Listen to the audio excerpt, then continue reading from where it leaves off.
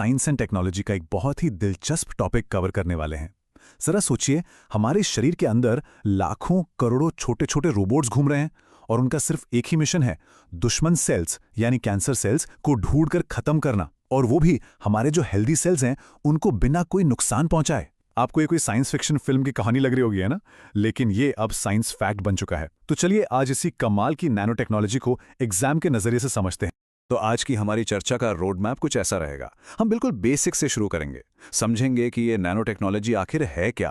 फिर हम देखेंगे कि ये छोटे छोटे रोबोट्स यानी नैनोबॉट्स शरीर के अंदर चलते कैसे हैं। फिर एक बहुत जरूरी सवाल, नैनोबॉट और नैनो कैरियर में क्या फर्क होता है। इसके बाद हम इसके सबसे अहम एप्लीकेशन पर आएंगे और आखिर में पूरे टॉपिक के जो सबसे जरूरी पॉइंट्स हैं उन्हें फटाफट रिवाइज करेंगे। तो चलिए शुरू करते हैं। ठीक है, तो सबसे पहले नींव रखते हैं। पहला सेक्शन, आखिर ये नैनो टेक्नोलॉजी और नैनोबॉट हैं क्या? देखिए, जब हम नैनो टेक्नोलॉजी की बात करते हैं तो इसका मतलब है नैनो स्केल पर की जाने वाली साइंस और इंजीनियरिंग। अब सवाल उठता है, ये नैनो स्केल कितना छोटा होता है? अंदाजा लगाइए, 1 मीटर का 1 अरबवां हिस्सा। जी हां, 1 बिलियंथ ऑफ अ मीटर। इसे ऐसे समझिए, हमारे सिर का एक बाल लगभग 50,000 नैनोमीटर मोटा होता है और हम बात कर रहे हैं सिर्फ 1 से 100 नैनोमीटर के स्केल की।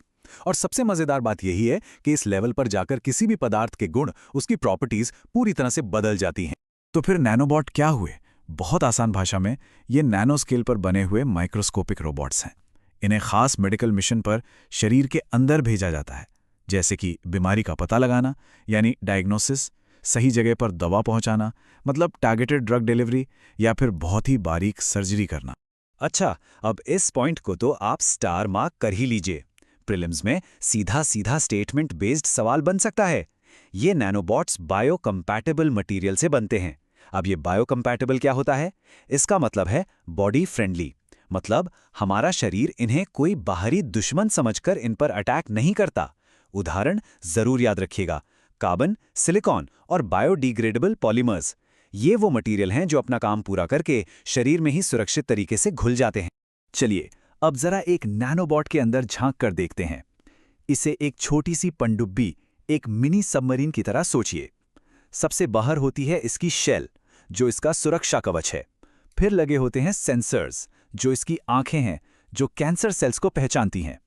अंदर होता है पेलोड, यानी वो सामान जिसे डिलीवर करना है, जैसे कि दवा।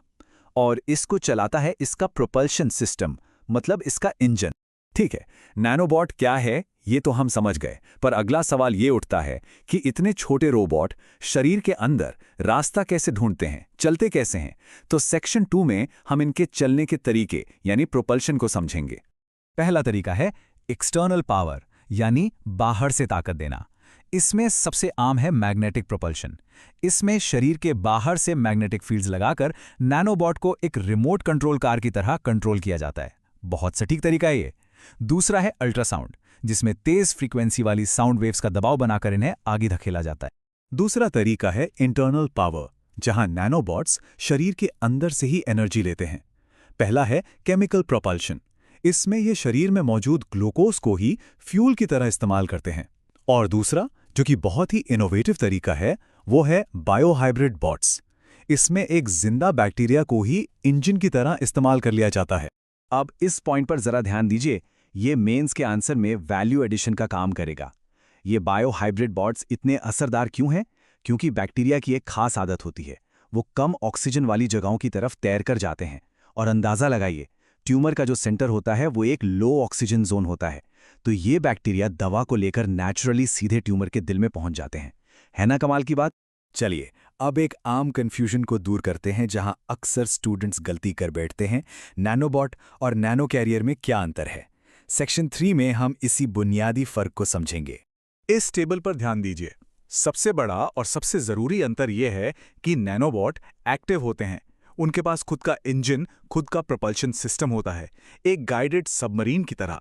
दूसरी तरफ नैनो कैरियर्स पैसिव होते हैं। उनके पास कोई इंजन नहीं होता, वो तो बस खून की धारा के साथ बहते रहते हैं, जैसे बोतल में बंद कोई संदेश। ये अंतर याद रखना एग्जाम्स के लिए बहुत जरूरी है। अब आते हैं हमारे मेन टॉपिक पर, इस टेक्नोलॉजी के सबसे जरूरी इस्तेमाल पर। सेक्शन 4, नैनोबॉट कैंसर पर हमला कैसे करते हैं। लेकिन इनके काम करने का तरीका समझने से पहले ये जानना जरूरी है कि हमें इनकी जरूरत पड़ी ही क्यों। देखिए, जो पारंपरिक कीमोथेरेपी होती है उसकी सबसे बड़ी दिक्कत क्या है? वो कैंसर सेल्स और हमारे अच्छे हेल्दी सेल्स के बीच फर्क नहीं कर पाती। वो दोनों पर हमला करती है। इसी वजह से बाल झड़ने और कमजोरी जैसे खतरनाक साइड इफेक्ट्स होते हैं। ये तो ऐसा हुआ जैसे सर्जिकल स्ट्राइक करने के बजाय पूरे इलाके पर कारपेट बॉम्बिंग कर दी हो। और यहीं पर नैनोबॉट एक गेम चेंजर बनकर आते हैं। ये टारगेटेड थेरेपी को मुमकिन बनाते हैं। ये दवा को सीधे ट्यूमर पर जाकर डिलीवर करते हैं और हमारे हेल्दी टिश्यूज को बचा लेते हैं। इससे इलाज का असर बढ़ता है और साइड इफेक्ट्स कम होते हैं। ये है असली सर्जिकल स्ट्राइक। तरीका नंबर 1 है DNA origami नैनोबॉट।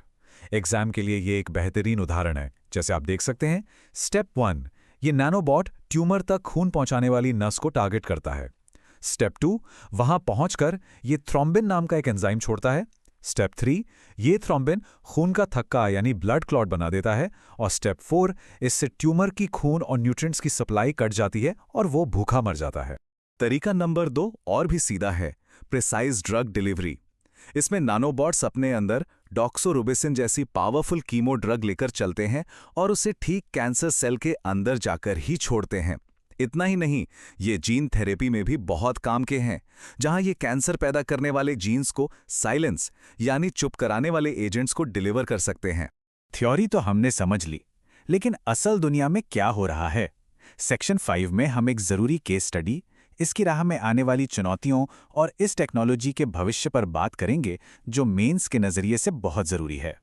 Science and take में भारतीयों की उपलब्धियों के लिए ये एक शानदार उदाहरण है। आईएससी बैंगलोर के रिसर्चर्स ने हेलिकल यानी स्क्रू जैसे आकार के मैग्नेटिक नैनोबॉट बनाए हैं। इनकी खास बात यह है कि इन्हें बहुत कमजोर मैग्नेटिक फील्ड से भी कंट्रोल किया जा सकता है, और तो और ये मल्टी फंक्शनल हैं। ये दवा डिलीवर करने के साथ साथ गर्मी पैदा करके भी कैंसर सेल्स को मार सकते हैं। लेकिन आगे की राह इतनी आसान भी नहीं है। मेंस एग्जाम में चुनौतियों पर सवाल आता है तो ये पॉइंट्स नोट कर लीजिए। पहला, कंट्रोल। शरीर के जटिल माहौल में इन्हें कंट्रोल करना बहुत मुश्किल है। दूसरा, सेफ्टी। इसीलिए बायोकम्पैटिबिलिटी और बायोडिग्रेडेबिलिटी से कोई समझौता नहीं हो सकता। तीसरा, इम्यून रिस्पॉन्स। हो सकता है हमारा इम्यून सिस्टम ही इन्हें बाहरी हमलावर समझकर नष्ट कर दे। चौथा, कीमत। इन्हें बनाना बहुत महंगा है। और पांचवा, रेगुलेटरी अप्रूवल। क्लिनिकल ट्रायल्स और सरकारी मंजूरी एक बहुत लंबी और जटिल प्रक्रिया है। तो भविष्य क्या है? भविष्य की कल्पना एक नैनो सबमरीन के बेड़े की तरह है। सोचिए, लाखों एआई पावर्ड बॉट्स हमारे खून में 24 घंटे गश्त लगा रहे हैं, रियल टाइम में हेल्थ चेकअप कर रहे हैं और जहां भी कोई सेल डैमेज हो उसे तुरंत ठीक कर रहे हैं। यही पर्सनलाइज्ड और प्रिवेंटिव मेडिसिन का भविष्य है। चलिए, अब एग्जाम नोट्स के लिए पूरे लेक्चर को फटाफट रिवाइज करते हैं। शुरू करते हैं rapid fire revision. Point number 1, nanobot active हैं, नैनो कैरियर पैसिव हैं। पॉइंट नंबर 2, चलने के तरीके, मैग्नेटिक, अल्ट्रासाउंड और bio hybrid. Point number 3, cancer में मुख्य काम, टारगेटेड डिलीवरी और ब्लड सप्लाई काटना। और पॉइंट नंबर 4, खास उदाहरण, डीएनए ओरिगामी और आईआईएससी बेंगलोर के बॉट्स। ये 4 पॉइंट्स आपके शॉर्ट नोट्स में होने ही चाहिए। तो अंत में हम ये कह सकते हैं कि नैनोबॉट अब सिर्फ साइंस फिक्शन नहीं है। ये टेक्नोलॉजी लैब से निकलकर मेडिसिन की दुनिया में क्रांति लाने के लिए तैयार हैं। ये कैंसर के खिलाफ हमारी जंग को हमेशा के लिए बदल सकती हैं। लेकिन आखिरी सवाल वही है, क्या नैनोबॉट ही इस लड़ाई का अंत करेंगे? इसका जवाब हमें भविष्य में ही मिलेगा। धन्यवाद।